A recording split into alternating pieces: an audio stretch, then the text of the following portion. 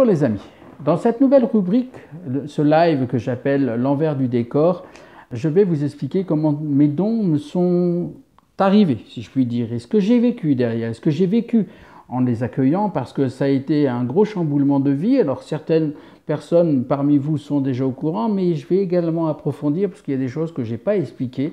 Pourquoi? Parce que c'est compliqué, il y a des choses que je n'ai pas dites, que peu de personnes, sauf des personnes dans mon entourage, sont au courant, puisque j'ai vécu des choses qui m'ont complètement, je vous dirais, dépassé. Donc pour resituer un petit peu les faits, on est en 2016, à ce moment-là je réside en France avec ma famille, ma petite fille Noémie et ma femme Isabelle, et on a donc cette entreprise pour laquelle on travaille, on est chef d'entreprise, on travaille pour celle-ci, on exporte des produits, encore une fois, dans la cosmétologie, des produits d'ongles, et on réside dans une maison que nous avions fait construire en 2005, on a fait des travaux, on l'a aménagée.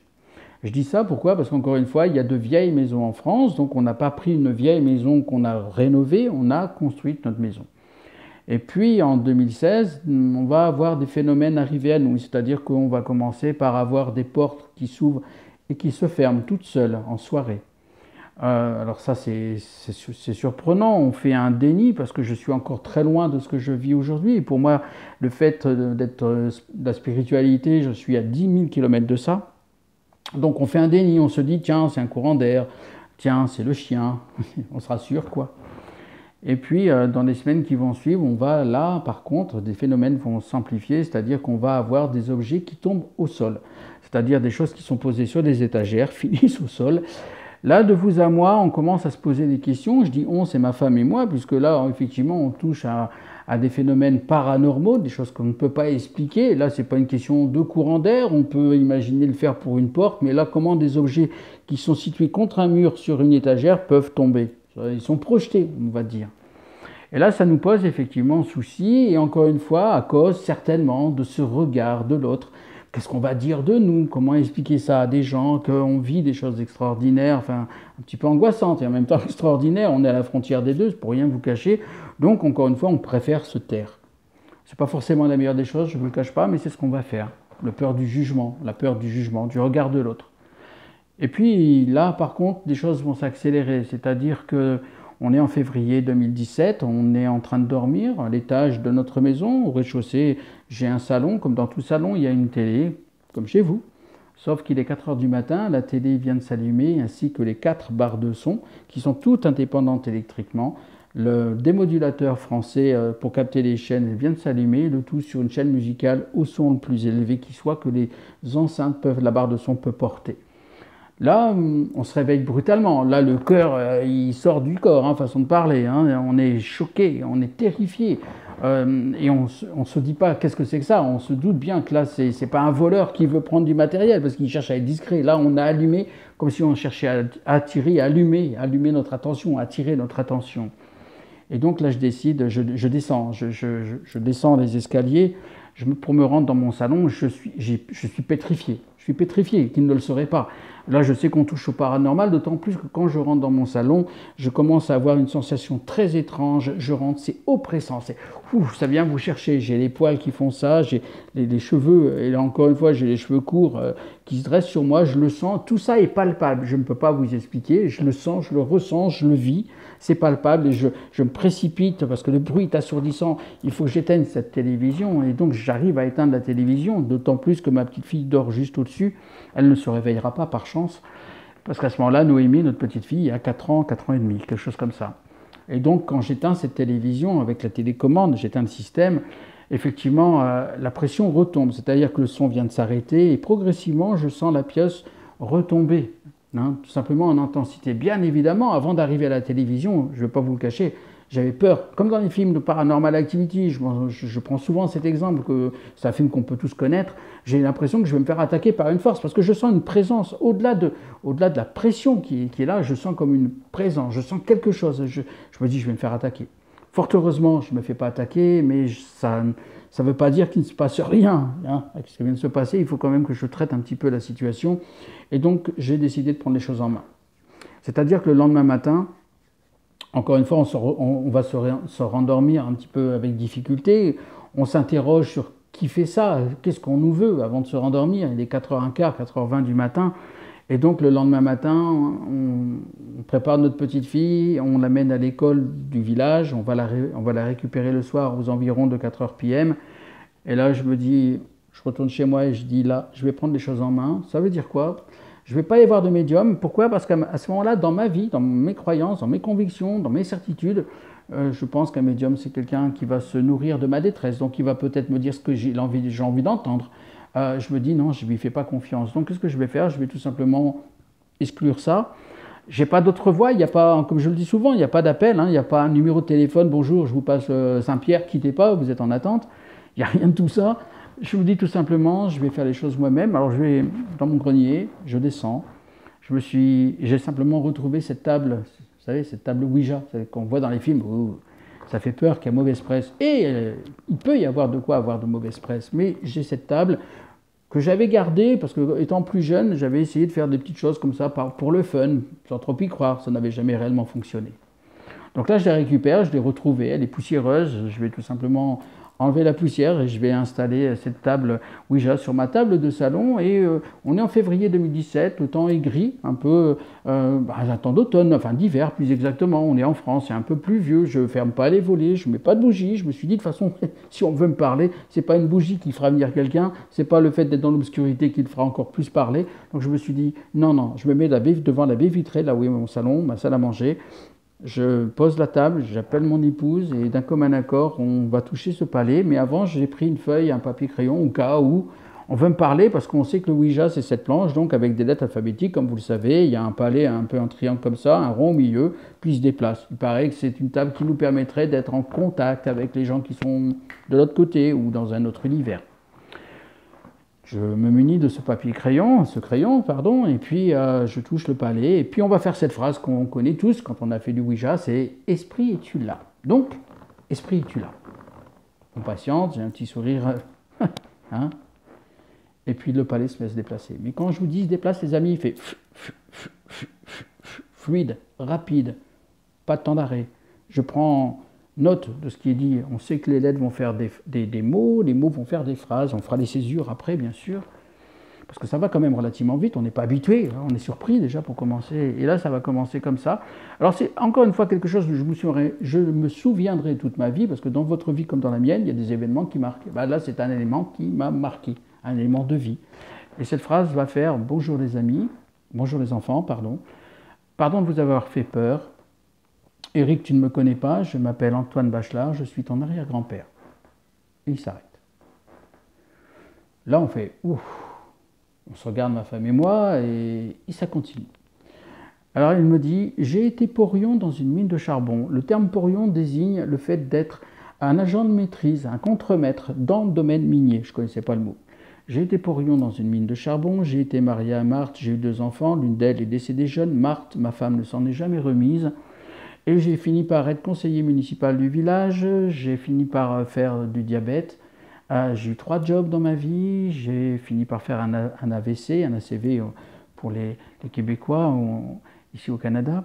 Et puis il va tout simplement me dire « Ta maman m'a aimé beaucoup et ton papa aussi. » Il s'arrête. Et là je dis « Stop, monsieur Bachelard, stop !» Parce que pour moi c'est monsieur Bachelard. « Stop, monsieur Bachelard, stop !» Je me saisis de mon cellulaire, je mets un kit oreillette, et je téléphone de suite à ma maman, qui est donc, elle, à 550 km de là où je réside, dans un petit village du nord de la France qui s'appelle, ce petit village, Temple-la-Fosse. On est à 120 km au nord de Paris, 180 habitants. Et puis, par chance, ma maman décroche.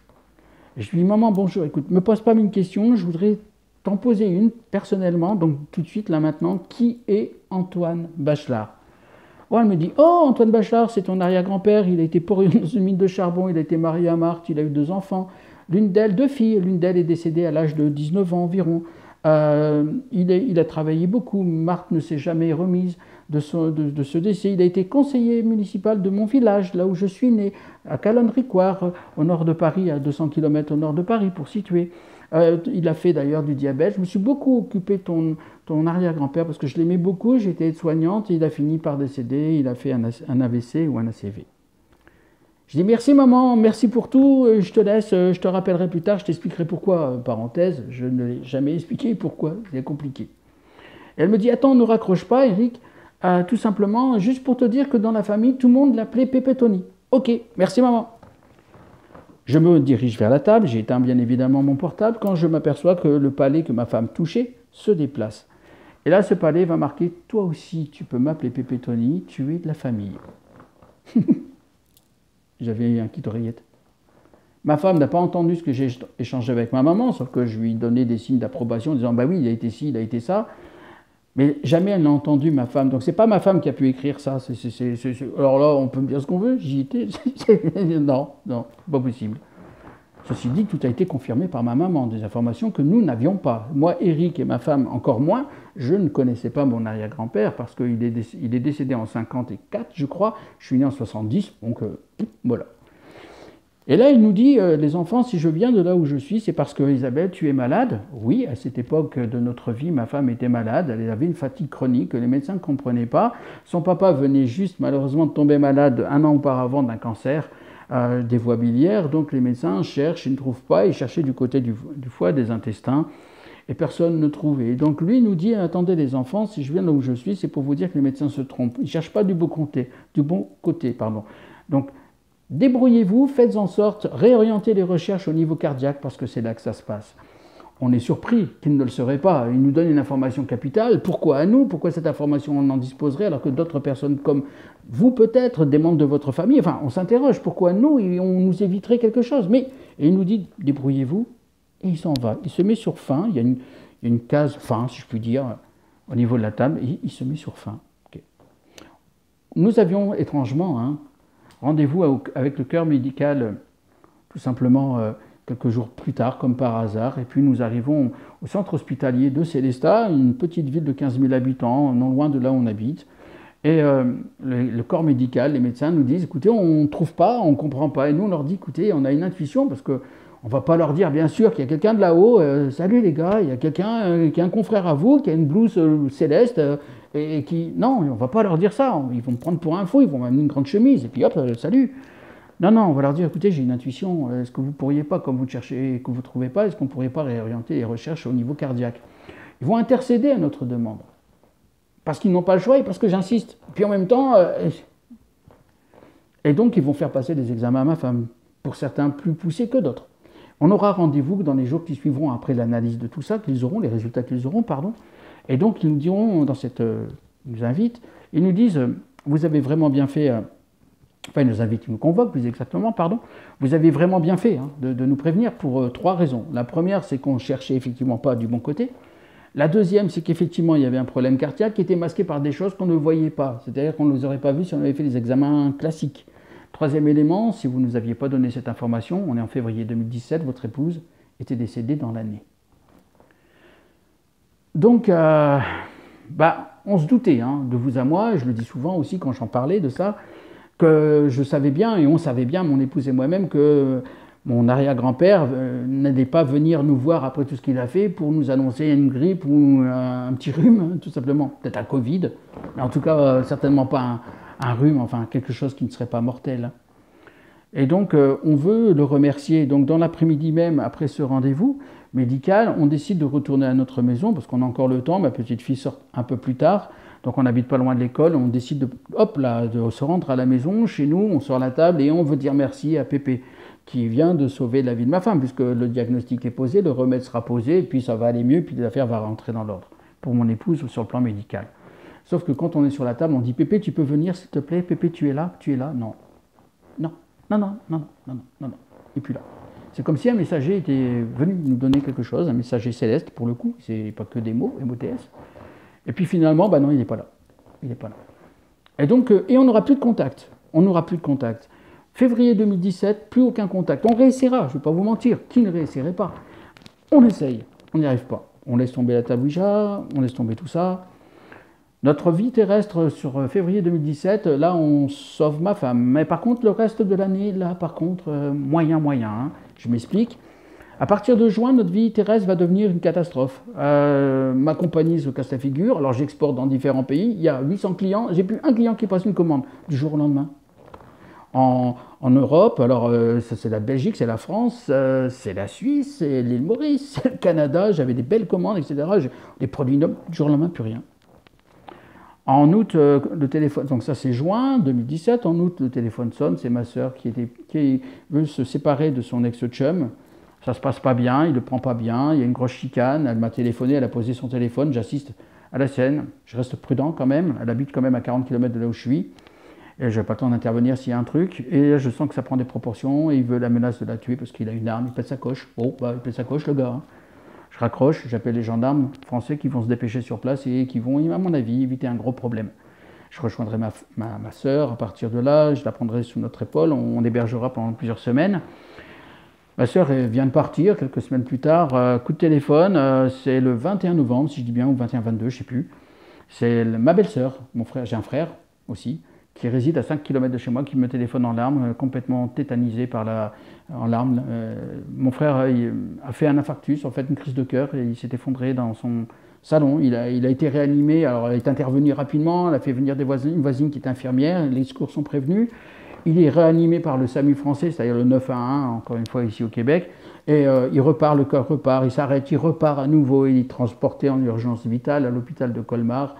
Il fera des jours de coma, quelques jours de coma, il se réveillera sans séquelles. Aujourd'hui, on le sait, mais à l'époque, on ne le savait pas. Donc voilà, un truc de fou aussi. Et puis le 30 décembre, pour finir l'année en beauté, comme je dis souvent, le papa de mon épouse, qui était certes malade, j'en ai parlé avant, va tout simplement décéder prématurément, enfin, va décéder du cancer des voies biliaires le 30 décembre. Bien évidemment, cerise sur le gâteau, bah, mes ennuis avec ma compagnie continuent. C'est-à-dire que comme je n'ai pas de rentrée d'argent, j'ai des huissiers qui viennent taper à ma porte, c'est normal. Hein, les banques veulent être payées, etc. etc.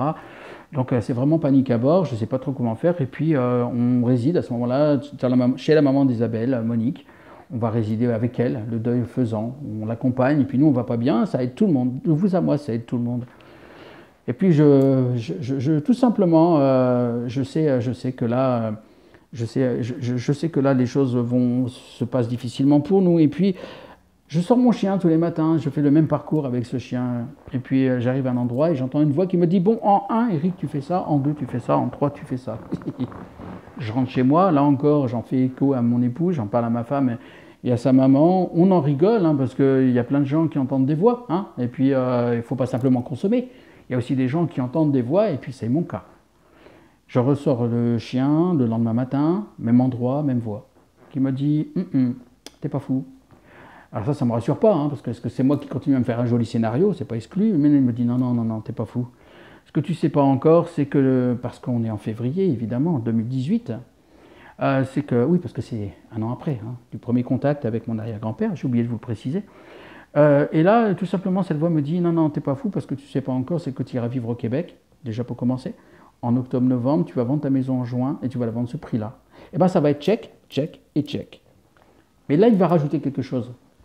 N'aie pas peur pour ce qui s'en vient. Ça, je ne comprends pas du tout ce que ça veut dire. Moi, je pense que c'est par rapport à ma vie de tous les jours. T'inquiète pas, ça va s'arranger, etc. Non. C'est dans les jours qui vont suivre, j'ai commencé à voir, je sors, je vais ma vie, je vais à l'épicerie comme tout le monde, je vais chercher ma petite fille, etc. Eh bien, je vais commencer à voir des fantômes. Comme je vous le dis, des spectres. Je vais voir, vous allez faire une épicerie et vous avez un monde qui surgit à vous.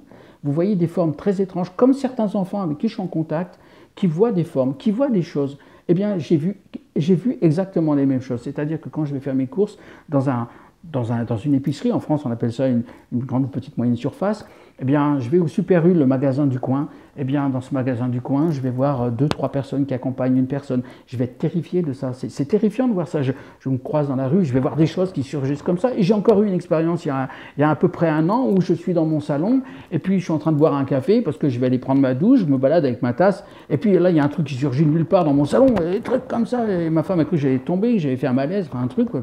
J'ai hurlé, quoi. Jusqu'à ce qu'à un moment donné, ben vous voyez, vous êtes chez le dentiste par exemple, hein, on est chez le dentiste, votre dentiste est en train de travailler sur vous, enfin il est en train de s'installer, et puis là vous voyez quelqu'un au-dessus d'elle. Et je vais lui dire, dites-moi docteur, vous avez perdu votre maman? Ben oui, elle est d'un certain âge. Oui, pourquoi? J'ai une dame qui est, enfin si je vous dis, une dame est habillée comme ça, avec des traits comme ça, etc.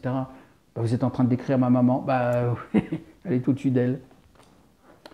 Mais ça, j'ai plus voulu le voir, les amis. J'ai dit non, si vous me donnez un don, si vous me donnez quelque chose. Et alors, je suis allé en forêt, je suis allé hurler, j'ai parlé, parce que je ne peux pas faire ça n'importe où, je ne peux pas faire ça n'importe comment. C'est, hé les gars, vous arrêtez là, parce que si vous me donnez un don, si vous ne me demandez pas avoir peur, là, moi j'ai peur. Eh ouais, j'avais peur, ouais.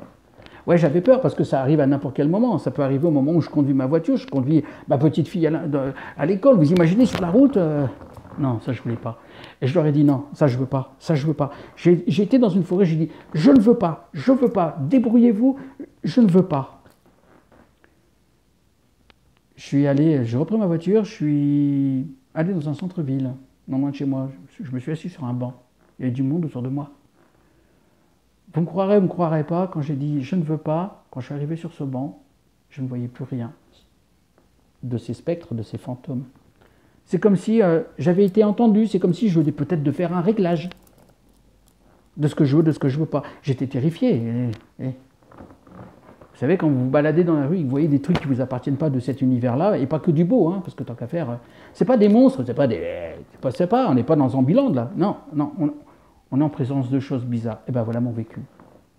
Et depuis, ben, mon don, il fait on, il fait off. Je l'allume comme je veux, je l'éteins comme je veux. Je ne suis pas embêté par des manifestations, je n'ai pas de déplacement d'objets comme on pourrait le croire, comme on pourrait le penser. Et c'est normal de le faire après tout ce que j'ai vécu. Si, par contre, encore une fois, ils vont allumer une télé quand ils veulent me parler. C'est arrivé, oui, évidemment. Ça arrive encore, d'ailleurs.